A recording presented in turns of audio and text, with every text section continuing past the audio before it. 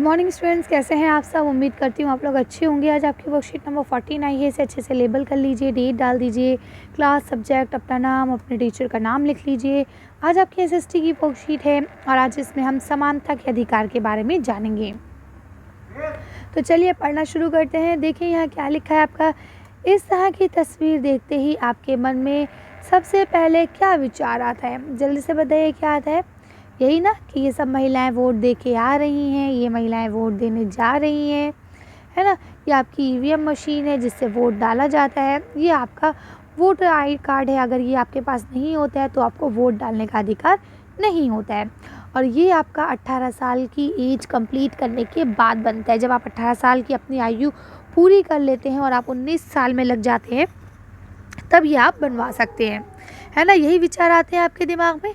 चलिए आगे पढ़ते हैं।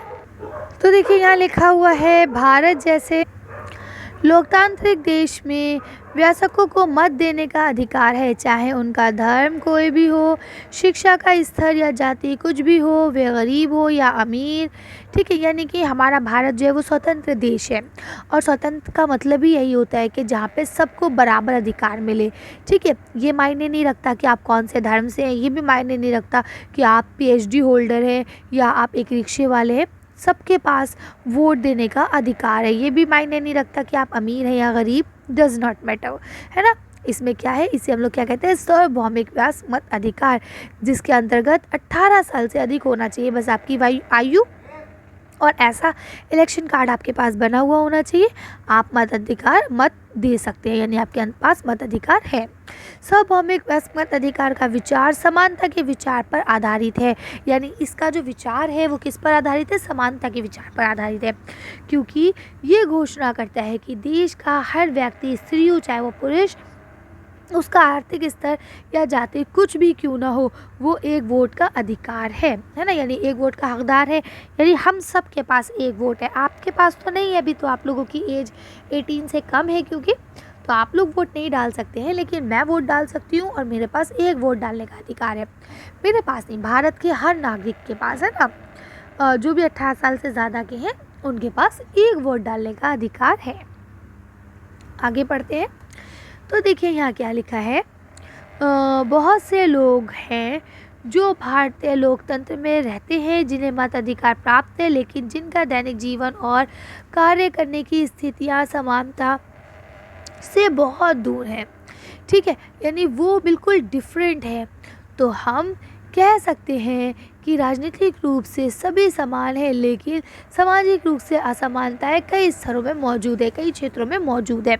ठीक है, राजनीतिक स्तर पे हम सब समान हैं, सबको वोट देने का अधिकार है, लेकिन बेटा कहीं ना कहीं ऐसा है ना, अगर हमारे पास पैसा नहीं है, ठीक है, हम बहुत रिच फैमिली से बिलोंग नहीं करते हैं, तो क्या हम हाई फाई कोचिंग लगा सकते हैं? नहीं लगा सकते। क्यों? क्योंकि हमारे पापा कहेंगे बेटा इतने पैसे तो नहीं है, आप थोड़ी सी अगर कम में अफोर्ड कर ले तो बेहतर है ना। तो क्या मतलब है, या आप बिल्कुल डीपीएस में पढ़ सकते हैं? नहीं पढ़ सकते। क्यों? क्योंकि हमारे पास इतना पैसे ही नहीं है, है ना। तो क्या मतलब है कि कहीं ना कहीं असमानताएं नज़र आ रही है। अब आपने देखा ना, आपको स्कूल में पढ़ने का मौका मिल रहा है, आप स्कूल जा रहे हैं, पढ़ रहे हैं, लेकिन क्या बहुत सारे ही बच्चे पढ़ रहे हैं? नहीं, कुछ बच्चे आप जैसी आयु के हैं, आप जैसी एज के हैं, लेकिन वो बेचारे क्या कर रहे हैं, वो दूसरे काम कर रहे हैं, उनको पढ़ाई का मौका नहीं मिल रहा है ना। तो क्या मतलब है कि हम, ठीक है, राजनीतिक स्तर पर हम सब समान हैं, लेकिन सामाजिक स्तर पर हम सब अभी भी असमान हैं। अक्सर कुछ लोगों के साथ असमानता का व्यवहार बस इस कारण से होता है कि उनका जन्म किसी जाति या लिंग या धर्म में हुआ है और वे उच्च वर्ग के हैं या मध्यम वर्ग के या निम्न वर्ग के। तो ये बात भी बिल्कुल ठीक है ना। अभी भी पिछले दिनों मैंने न्यूज़ में देखा था, इस तरह के मामलात पेश आए थे।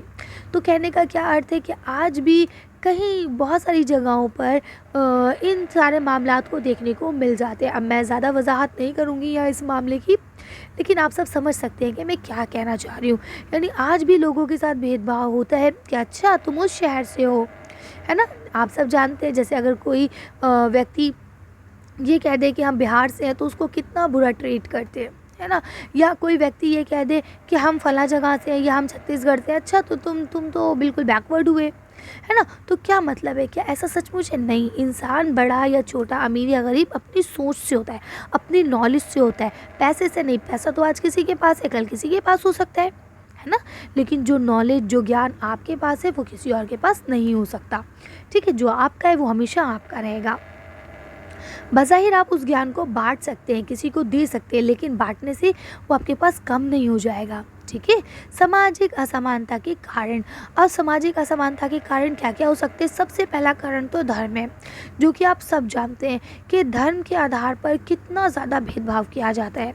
इसके अलावा आर्थिक स्थिति, ये भी बहुत बड़ा फैक्टर है जो सबसे ज़्यादा प्रभावित करता है। कैसे कि जो इंसान अमीर हैं उनको अच्छा ट्रीटमेंट मिलता है, जो गरीब होते हैं उनको धुतकार दिया जाता है कि चलिए यहाँ से जाइए, आप लोग के लिए यहाँ जगह नहीं है, आप इसे अफोर्ड नहीं कर सकते, है ना। इसके अलावा लिंग का जो फैक्टर है, लिंग का जो ये घटक है, ये भी एक इम्पॉर्टेंट घटक है। कहीं ना कहीं आज भी हम लोग इस परेशानी को फेस कर रहे हैं कि आप महिला हैं, आप लड़की हैं, आपको नहीं पढ़ना चाहिए, लड़कियां पढ़ के क्या करेंगी। आज भी बहुत सारी जगहों पे लोगों की ये थिंकिंग है। इसके अलावा लास्ट जो बचता है वो आपका जाति है। जाति का क्या अर्थ होता है कि आप किसी पर्टिकुलर जाति से बिलोंग करते हैं तो ये कह देंगे कि भाई आप फ़लाँ जाति के हैं, हम आपको रहने के लिए घर नहीं दे सकते, या आप फ़लाँ जाति के हैं तो हम आपसे बात नहीं कर सकते, है ना। तो इस तरह से होता है। अब यहाँ देखिए लिखा है, जब लोगों के साथ असमानता का व्यवहार होता है तो उनकी गरिमा को ठेस पहुंचती है। हर कोई समान सम्मान और गरिमा का हकदार है। ये बिल्कुल ठीक बात है। कोई भी ऐसा नहीं है कि जो ये सोचे कि भाई अगर हम गरीब हैं तो आप हमारी बेइज्जती कर सकते हैं। नो, ऐसा कोई नहीं है। ठीक है। अब ये थोड़ी ना है कि अगर मेरे यूट्यूब पे सब्सक्राइबर कम है तो जिसके सब्सक्राइबर ज़्यादा है वो क्या मेरी बेइज्जती कर देगा कि भाई अरे जाइए जाइए, आपको कुछ नहीं आता, आपके तो सब्सक्राइबर भी नहीं है। नहीं, मैं अपनी मेहनत कर रही हूँ, मेरे सब्सक्राइबर मेरी मेहनत से बढ़ रहे हैं, आपके सब्सक्राइबर आपकी मेहनत से बढ़े हैं, है ना। तो क्या अर्थ है कि कोई भी इंसान ऐसा नहीं है जो अमीर हो या गरीब तो आप उसको उसके हिसाब से ट्रीटमेंट देते हैं। सब बराबर की इज़्ज़त के हकदार हैं, है ना। तो इसके लिए सबसे अच्छा उदाहरण जो दिया जाता है 1975 में बनी दीवार मूवी का दिया जाता है कि जिसमें जूता पॉलिश करने वाला एक लड़का जो उस काम को ही करता है ना। तो क्या करता है, उसका लड़का काम करवाता है, उसे फेंक कर पैसे देता है तो उसे उठाने से इनकार कर देता है।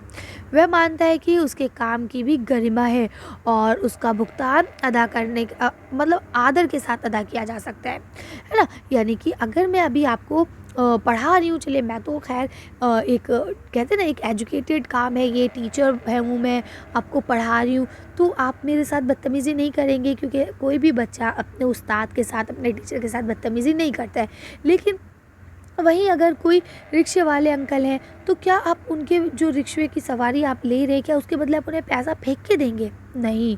क्यों? क्योंकि अगर वो रिक्शा नहीं चलाएंगे तो आप खुद सोचिए ना, आप इतनी दूर के लिए कैसे जाएंगे, पैदल जाना पड़ेगा फिर आपको, है ना।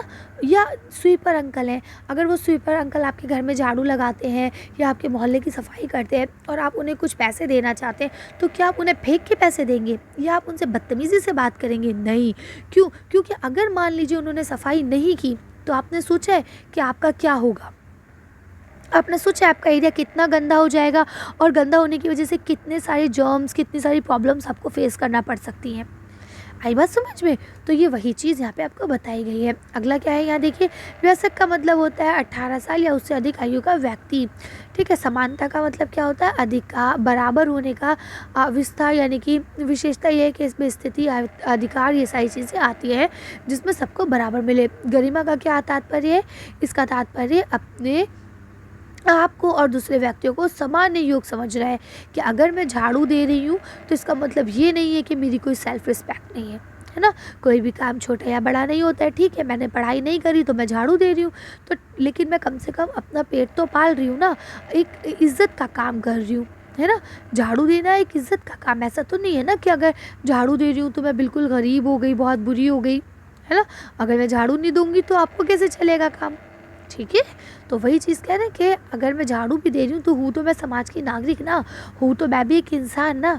तो इसका मतलब ये है कि मैं भी इज़्ज़त से काम कर रही हूँ तो मैं भी इज़्ज़त की हकदार हूँ। लोकतंत्र का मतलब क्या होता है? एक सरकार जिसमें लोग सर्वोच्च शक्ति निहित होते हैं और उन्हीं के द्वारा ही या प्रत्यक्ष या अप्रत्यक्ष रूप से प्रतिनिधित्व को चुना जाता है और उसका पालन किया जाता है, जिसमें आमतौर पर समय समय पर होने वाले स्वतंत्र चुनाव शामिल हैं, है ना। आपके प्रतिनिधित्व आपके द्वारा ही चुने जाते हैं। अब यहाँ देखिए निम्नलिखित प्रश्नों के उत्तर दीजिए।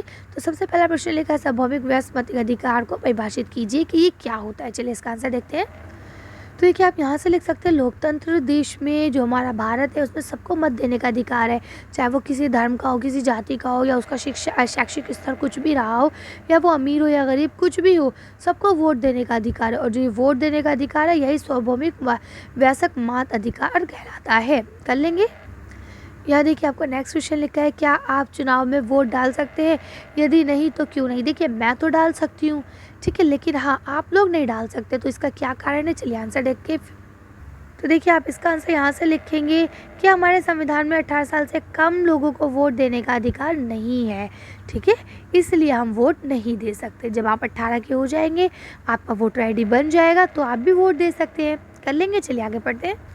अब यहाँ आपको एक आखिरी गतिविधि क्रियाकलाप दिया गया है, जिसमें लिखा है कांता, ओम प्रकाश, वाल्मीकि और श्रीमती जो अंसारी थी उनकी कहानी को अपने पुस्तक से पढ़ लेंगे। चलिए तो आज की वीडियो को हम यही खत्म करते हैं। आज की वर्कशीट में बस इतना ही।